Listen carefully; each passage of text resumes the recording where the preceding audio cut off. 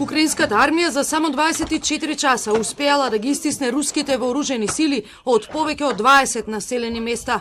Украинските војници го креваат своето знаме во областите во североисточниот регион на Харков, кој беше окупиран од Русија. Во Боршова, еден војник го гази руското знаме пред да биде закачено украинското знаме.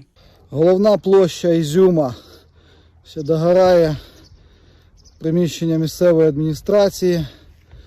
Навколо все зруйновано, але нічого. Все відновимо. А Ізюм був, є і буде Україна. І все буде Україна. Вірте в ЗСУ.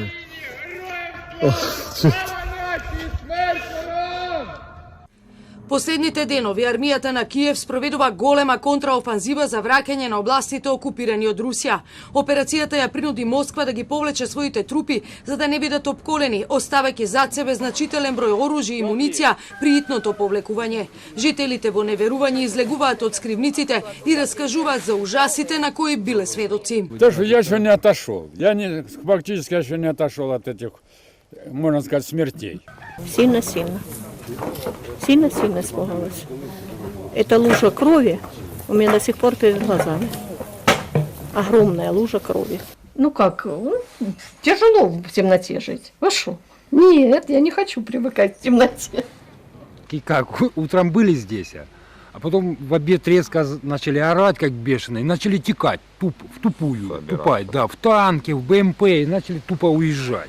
Украинскиот генералштаб соопшти дека нивната војска напредува во областа Харков, додавајќи дека во моментов се наоѓа на 50 километри од руската граница. Украинските сили во септември повратиле повеќе од 3000 квадратни метри територија и ја продолжуваат својата офанзива. Москва го признава повлекувањето од украинските градови Изум и Балакли. Министерството за одбрана наведе дека оттаму руските војници се прегрупирани во правец на Донецк за да се постигнат целите на, како што велат, специјалната воена операција за ослободување на Донбас. Украинскиот председател Зеленски, честитајќи и на својата армија за пожртвуваноста, рече дека ова е само почеток на тешкиот пат до победата. Це не простий шлях до перемоги, але ми певні, він вам до снаги. Ви вийдете на наш кордон, на всі його ділянки, побачите наші рубежі та ворожі спини. Побачите, як сяють очі наших людей та п'яти окупанта. Вони назвуть це жестами доброї волі. Ми назвемо це перемогою. Во меѓувреме, руските сили извршија уште еден напад со проектилија нападна термоцентралата Харков, што предизвика недостиг на струја во источна Украина. Зеленски смета дека тоа е освета за украинската противофанзива.